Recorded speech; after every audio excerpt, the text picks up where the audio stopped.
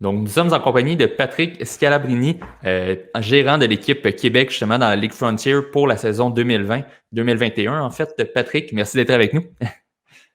Ça fait plaisir.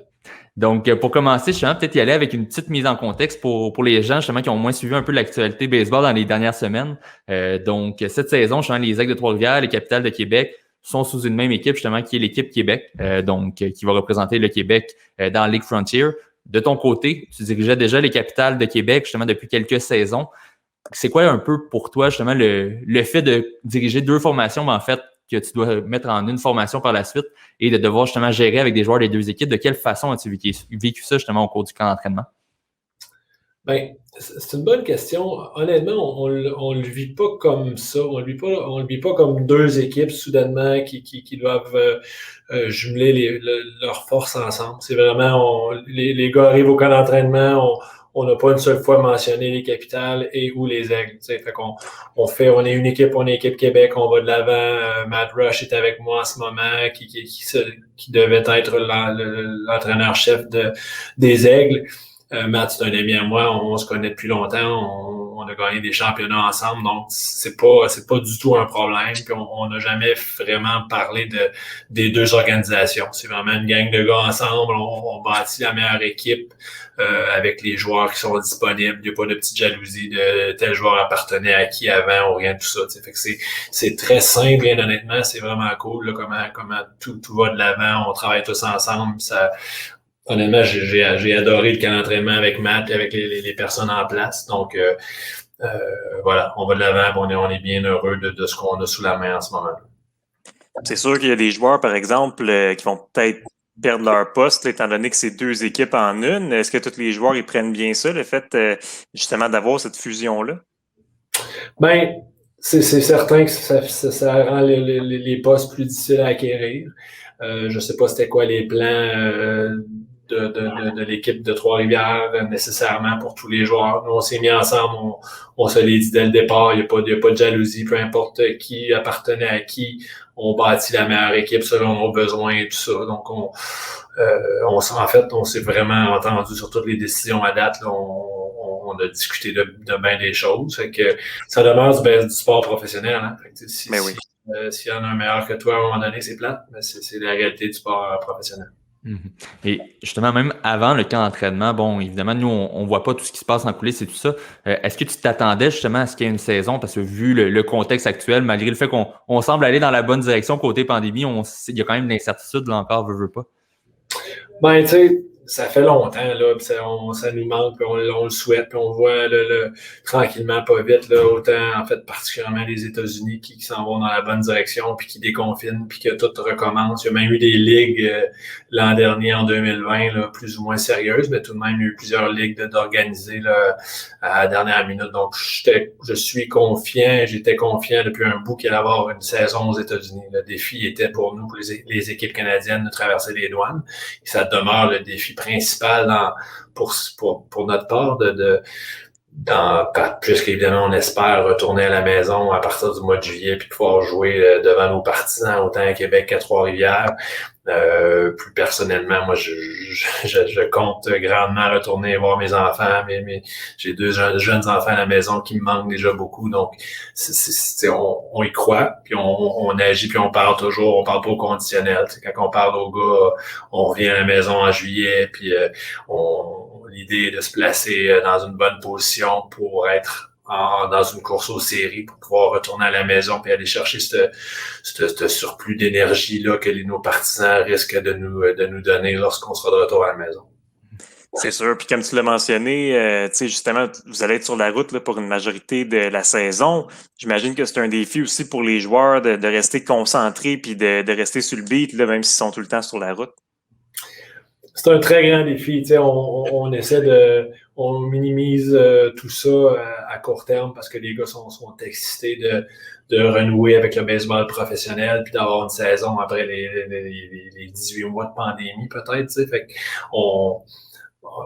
pour l'instant, les gars semblent pas percevoir que ça va être un problème. C'est sûr qu'il va y avoir des embûches. On est sur la route pendant un méchant bout de temps. On va être l'équipe visiteur à tous les matchs. Fait que c'est sûr que c'est pas à notre avantage.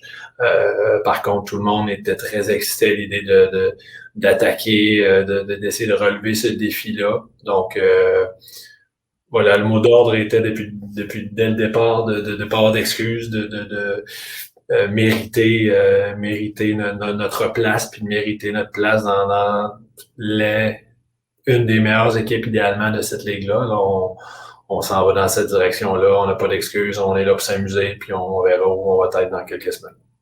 Et tu le disais justement, bon, vous allez être loin de vos familles pendant un certain temps. Bon, le fait d'être ensemble, malgré tout, en équipe, à tout moment de la journée pratiquement, j'imagine malgré tout que ça va permettre peut-être de tisser des liens encore plus serrés. Et ça pourrait même vous aider éventuellement là, en cours de saison d'être aussi près un de l'autre. Là. J'espère. Comme tu dis, on va toujours être ensemble 24 heures sur 24 ou à peu près, fait qu'on on va manger ensemble, on fait plein d'activités ensemble. C'est certain qu'on va apprendre à se connaître plus rapidement. Je vois ça personnellement comme un positif, c'est certain. Maintenant, ça va en fait venir avec certaines frictions par moment. On va peut-être avoir des bouts plus difficiles. On a déjà eu l'autobus qui brise sur le côté de l'autoroute une fois dans un voyage. Fait que on sait que ça va venir avec plein de pépins. Mais encore une fois, peut-être que le timing, avec le fait qu'on n'a pas eu de saison l'an dernier, personne, va faire que les gars vont être plus positifs puis plus souriants malgré certaines embûches. Oui, puis évidemment, l'objectif principal, c'est toujours de gagner le titre, d'être la meilleure équipe. Mais là, on s'entend que tout le monde va être un petit peu rouillé. Est-ce que vous avez des objectifs peut-être moins élevés pour cette saison, des objectifs plus précis que vous visez? Pas vraiment, je te dirais. On veut se donner une chance d'aller en série. On sait que ça va être difficile. Nous, pour faire les séries, il faut finir premier de notre division. C'est des divisions de 3 ou 4 équipes. Là. Ils ont fait ça un peu différemment cette année. Et ça donne que dans notre division, c'est, à mon avis, pas mal deux des 3-4 meilleures équipes de la Ligue. Il faut devancer Rockland et Tri-City dans notre division pour accéder aux séries. Ceci dit, j'aime ce qu'on a sous la main. On est jeunes un petit peu tôt, mais dans quelques semaines, on va avoir des gros ajouts qui vont venir nous prêter main forte. Donc, on n'a pas à rougir, je pense, face à d'autres formations. Le reste, ça va jouer sur le terrain, il va falloir qu'on performe. Là. Mais non, pour répondre à ta question, notre but est effectivement d'essayer de se tailler une place en série, sachant le gros défi qu'on a à relever là, toute l'année, en fait, au moins la première partie quand on va être sur la route pendant quelques mois. Et tu mentionnes justement en fait qu'il y a des joueurs qui vont venir vous rejoindre en cours de saison. Donc j'imagine que ça c'est un autre défi aussi auquel vous devez faire face, de s'adapter, de faire rentrer des joueurs dans l'équipe, dans la formation, une fois que si on veut la machine va être lancée. Là. Oui, mais c'est une ligue d'ajustement, c'est certain. Année après année, on doit faire ces ajustements-là. Il y a des blessures, il y a des joueurs qui sous-performent. L'idée, c'est au niveau de l'équipe, c'est de performer puis d'essayer de gagner un championnat. Donc, on sait déjà qu'il y a des joueurs qui auraient dû être ici dès le départ, qui ne pouvaient pas pour différentes raisons. Je pense à Jalen Jackson, qui est probablement notre meilleur joueur, qui a été notre meilleur joueur en 2019. Donc, lui, il n'a pas pu venir pour le camp d'entraînement, mais il va manquer qu'une dizaine de jours en fait. Fait qu'il va arriver au début juin. Mais les 2 joueurs canadiens qui sont allés aux qualifications olympiques, Panis et Hodges, vont être de retour après ce tournoi-là, dépendamment comment ça va là-bas. Là. Mais ils devraient être de retour vers le 7 juin. Je travaille pour finaliser le contrat d'un lanceur vétéran là, qui viendrait s'ajouter à notre rotation. Donc, ça serait un genre de 4 gros ajouts là, à ce moment-là qui nous donnerait vraiment un gros coup de main. Oui, qui pourrait aider aussi pour la suite de la saison. Sinon, avais-tu peut-être un message que tu souhaitais lancer justement aux partisans, que ce soit de Québec ou de Trois-Rivières? Tu le disais tantôt, vous avez hâte de retrouver vos partisans justement au mois de juillet. On va espérer que le tout soit en ordre, si on veut, pour permettre ce retour-là. Avais-tu un message que tu souhaitais leur lancer en vue de la prochaine saison? Simplement qu'on espère évidemment que les gens vont nous suivre à distance, qui vont nous encourager à distance, qui vont apprendre à nous connaître un petit peu. On va avoir besoin de ce support-là, de cet appui-là, c'est sûr. Puis quand on va revenir dans quelques mois, que vraiment, j'espère qu'on va pouvoir avoir plusieurs partisans dans les estrades, puis que ces gens-là vont être derrière nous à 100%, qui vont être bruyants, parce que nos boys vont avoir besoin d'amour, vont avoir besoin de se sentir bien, parce que d'après moi, on va se faire ruer plus souvent qu'à notre tour. À notre tour, peut-être, d'avoir un petit peu d'amour lorsqu'on sera à la maison. Puis sinon, ben, vous affrontez les Grizzlies de Gateway demain, si je ne me trompe pas. Ça va être vos premiers adversaires de la saison. Qu'est-ce que tu penses de cette équipe-là, vos premiers adversaires? C'est difficile à dire. Hein. Moi, j'ai jamais vu de match de la Ligue Frontier ou à peu près, j'ai jamais participé dans un match de la Frontier. Donc, c'est difficile d'identifier le calibre de jeu. Moi, j'étais habitué à l'académie, évidemment. J'ai beau faire mes devoirs, puis étudier tous les alignements, puis essayer de voir où je me situe, à mon avis, sur papier. J'aime mon équipe vraiment sur papier, comparativement à bien les équipes dans la Ligue. J'aime nos chances. Ceci dit, on a joué 2 matchs hors concours contre eux. Je pense qu'on a gagné les 2.